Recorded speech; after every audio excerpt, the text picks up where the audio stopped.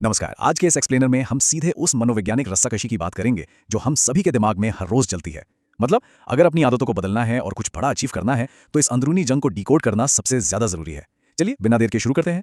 कल पक्का कर लेंगे या फिर बस 5 मिनट और सो लेने दो, है ना? ये एक ऐसा यूनिवर्सल एक्सपीरियंस है जिससे हम सब गुजरते हैं। असल में ये किसी एक दिमाग की आवाज नहीं है, बल्कि हमारे अंदर बैठी दो अलग अलग आवाजों की बहस है। एक आवाज जो मेहनत करना चाहती है और दूसरी जिससे बस आराम चाहिए। ठीक है, तो आइए इसमें थोड़ा गहराई से उतरते हैं। क्या कभी अंदाजा लगाया है कि यह बहस दिन भर में कितनी बार होती है? यह नंबर सच में चौंकाने वाला है। 1.5 लाख। जी हाँ, एक एवरेज इंसान के दिमाग में एक साल के अंदर 1.25 लाख बार यह अंदरूनी डिबेट होती है। फोन उठाएं या काम करें, बिस्तर से उठें या सोते रहें। हमारी पूरी जिंदगी, हमारा कॉन्फिडेंस, हमारा करियर, सब बस इस बात का रिजल्ट है कि इन लाखों बहसों में आखिर जीतता कौन है। तो इस जंग को हमेशा के लिए जीतने का तरीका क्या है?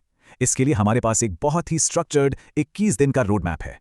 इसमें हम कवर करेंगे, पहला, अंदर की जंग; दूसरा, फेक लॉजिक का जाल; और फिर आदतों को परमानेंटली फिक्स करने वाले 3 नियम: ऑपोजिट कमांड, ऑटो पायलट को तोड़ना और इमोशनल रीप्रोग्रामिंग। तो चलिए पहले पॉइंट पर आते हैं, द बैटल विद इन, यानी टू माइंड्स। मानव मस्तिष्क को दो अलग अलग आइडेंटिटीज के रूप में देखना बहुत जरूरी है, क्योंकि असल में यही हमारी सारी समस्याओं की जड़ है। और ये चीज हमारे अंदर मौजूद इन दोनों माइंड्स के कॉन्ट्रास्ट को बड़ी खूबसूरती से दिखाती है। एक तरफ है हमारा लॉजिकल हिस्सा जो अनुशासन और ग्रोथ चाहता है, और दूसरी तरफ है वो डेविल या शैतानी हिस्सा जो पूरी तरह से भावनाओं, आराम और इंस्टेंट ग्रेटिफिकेशन पर चलता है। लॉजिकल साइड हमें आगे धकेलना चाहती है, लेकिन ये भावनाओं वाला डेविल साइड पीछे खींचकर वापस उसी कंफर्ट जोन में ले जाना चाहता है। और यहीं से शुरू होता है हमारा दूसरा पड़ाव, the fake logic trap, how the devil wins. सच कहूं तो सबसे बड़ी दिक्कत यहीं से शुरू होती है।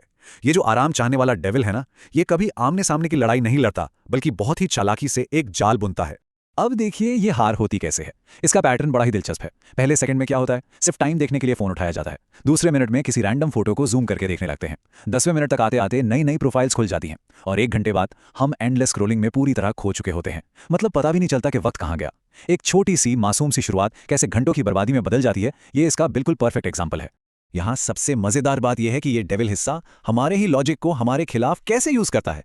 वो कुछ ऐसे बहाने बनाता है जैसे, अरे साइंस कहती है कि इससे स्ट्रेस कम होता है, या खाना खाने के बाद ज्यादा फोकस कर पाएंगे, या फिर सबका फेवरेट, चलो मंडे से एकदम फ्रेश स्टार्ट करेंगे। ये सब पूरी तरह से फेक लॉजिक है। ये डेविल कभी सीधे ये नहीं कहता कि हम काम नहीं करेंगे। वो बस इन झूठे तर्कों से आज का काम कल पर टाल देता है और हमारे ही दिमाग को बेवकूफ बना देता है। तो अब सवाल यह है कि इस बर्बादी को रोका कैसे जाए। यहीं से शुरू होता है रूल 1, ऑपोजिट कमांड। इस अंदरूनी तोड़फोड़ को रोकने और अपना कंट्रोल वापस लेने का यह सबसे पहला और सबसे अहम कदम है। इसे लॉ ऑफ ऑपोजिट कमांड कहा जाता है। इसका फंडा बिल्कुल सीधा है।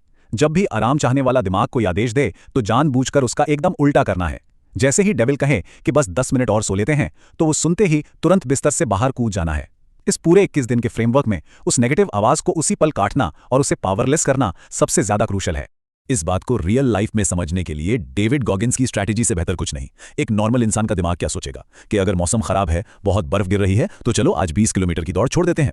लेकिन गॉगिन्स की स्ट्रैटेजी इसका बिल्कुल उल्टा करती है। अगर बर्फ गिर रही है तो 20 नहीं बल्कि 40 किलोमीटर दौड़ेंगे। ये डेविल को एक जबरदस्त शॉक देने का और उसे कमजोर करने का बहुत ही प्रैक्टिकल तरीका है। और देखिए, ये चीज सिर्फ फिजिकल ट्रेनिंग तक सीमित नहीं है। एक अफीम की लत वाले इंसान का ये बहुत ही पावरफुल किस्सा है। इस इंसान ने अपनी लत से छुपने के बजाय अफीम को बिल्कुल सामने टेबल पर रख दिया और अपने एक सुपीरियर ईगो को खड़ा करके खुद को ही चुनौती दी कि हिम्मत है तो इसे छूकर दिखा। मतलब डेविल को भूखा मारने के लिए उसकी हर बात का उल्टा करके अपने विल पावर को सच में रॉक सॉलिड बनाया जा सकता है। इसके बाद हम आते हैं रूल 2 पर, breaking the autopilot, the awakening. अब वो ऑपोजिट कमांड वाला रूल तभी काम करेगा ना, जब हमें ये पता हो कि दिमाग में ये विचार आ कब रहे हैं। तो यहां सबसे क्रूशियल पॉइंट ये है, बस एक पल के लिए रुकिए और ये सवाल सोचिए, मेरे दिमाग में आने वाला अगला विचार क्या है। ऐसा करने पर अक्सर एक अजीब सी चीज होती है। अचानक दिमाग पूरी तरह से ब्लैंक हो जाता है, एकदम सन्नाटा। ऐसा इसलिए होता है क्योंकि ज्यादातर समय जिंदगी एक ऑटो पायलट मोड पे चल रही होती है। बिना सोचे फोन उठा लेना, बिना भूखे कुछ खा लेना। ये एक सिंपल सा सवाल हमें उस मैट्रिक्स जैसी गहरी नींद से अचानक जगा देता है। अब इस अवेयरनेस को एक स्ट्रक्चर्ड तरीके से बिल्ड करने के लिए ये डेली मेडिटेशन प्रैक्टिस बहुत जरूरी है। करना क्या है, किसी व्यक्ति की जितनी उम्र है, बस उतने मिनटों तक शांति से बैठना है। अपना पूरा फोकस सिर्फ अपनी सांसों या शरीर पर रखना है। और जैसे ही दिमाग भटके, और यकीन मानिए पहले ही मिनट में ये कई बार भटकेगा, तो उसे तुरंत पकड़कर वापस सेंटर में लाना है। कोई जादू नहीं है ये, बल्कि दिमाग को ट्रेन करने और अपनी अवेयरनेस बढ़ाने का एक बेहद प्रैक्टिकल और प्रूवन तरीका है। और जब ऐसा लगातार किया जाता है तो the zero thought state unlock होती है। ये एक ऐसी कंडीशन है जहां दिमाग पूरी तरह से कॉन्शियस होता है और उन ऑटोमेटिक बेकाबू विचारों से बिल्कुल फ्री हो जाता है। जब कोई इस स्टेट तक पहुंचता है तो सच में ये किसी सुपर पावर से कम नहीं लगता। तब हर एक्शन, हर चॉइस एकदम स्लो मोशन में दिखाई देने लगती है। कोई भी आदत फिर अपने आप या बिना मर्जी के हम पर हावी नहीं हो पाती। चलिए अब हम आते हैं अपने फाइनल स्टेप पर, रूल 3, इमोशनल रीप्रोग्रामिंग। एक बार जब हमने दिमाग का कंट्रोल वापस छीन लिया तो अब उसे सही दिशा में प्रोग्राम करना सबसे जरूरी है। इस पूरी टेक्निक के पीछे एक बहुत ही स्ट्रॉन्ग साइकोलॉजिकल रीजन है। हमारा सबकॉन्शियस माइंड यानी अवचेतन मन असलियत और एक बहुत ही गहराई से इमेजिन किए गए इमोशन के बीच कोई फर्क नहीं कर पाता।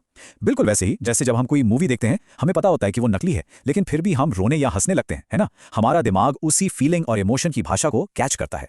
तो बस इसी साइकोलॉजी का इस्तेमाल करके 21 दिनों तक ये नाइट टाइम विजुअलाइजेशन टेक्निक अपनानी है। सोने से ठीक पहले आंखें बंद करें और कुछ गहरी सांसें लें। फिर अपने एफर्मेशंस को बिल्कुल क्लियरली बोलें। कल जो भी सही एक्शन लेने हैं उन्हें पूरी डिटेल में इमेजिन करें। और सबसे क्रिटिकल पार्ट, उस सक्सेस के इमोशन को सच में महसूस करें। दिमाग में नई और पक्की आदतें इंस्टॉल करने का ये एक बेहद अचूक तरीका है।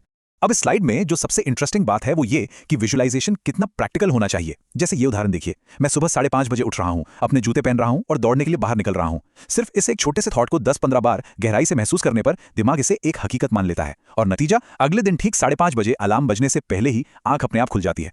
तो चलिए इस पूरे 21 दिन के ब्लूप्रिंट को फटाफट समराइज कर लेते हैं। रूल 1 है ऑपोजिट कमांड, जिसका काम है हमारे कंफर्ट वाले ईगो को चैलेंज करना। रूल 2 है ऑटो पायलट को तोड़ना ताकि पूरी अवेयरनेस मिल सके। और रूल 3 है इमोशनल रीप्रोग्रामिंग, जहां इमोशन का यूज करके दिमाग को नया रूप दिया जाता है। ये तीनों स्टेप्स एक साथ मिलकर उस अंदरूनी शैतान को पूरी तरह से हरा देते हैं। ये 21 दिन का फ्रेमवर्क किसी भी बुरी आदत को जड़ से उखाड़ फेंकने का काम करता है। और इस एक्सप्लेनर को खत्म करते हुए एक बहुत ही गहरा सवाल है जो हम सबको खुद से पूछना चाहिए। जब वो अंदरूनी दुश्मन, वो आवाज जो हमेशा पीछे खींचती थी, फाइनली हार जाए, तो फिर ऐसी कौन सी सीमाएं बचेंगी जिन्हें पार नहीं किया जा सकता? 21 दिन के इस चैलेंज को आज और अभी से शुरू करने के लिए ये एक बहुत ही पावरफुल थॉट है। जरा सोचिए, जब दिमाग पर पूरी तरह काबू पा लिया जाएगा तो क्या कुछ अचीव किया जा सकता है। इस विश्लेषण में हमारे साथ जुड़ने के लिए बहुत बहुत धन्यवाद।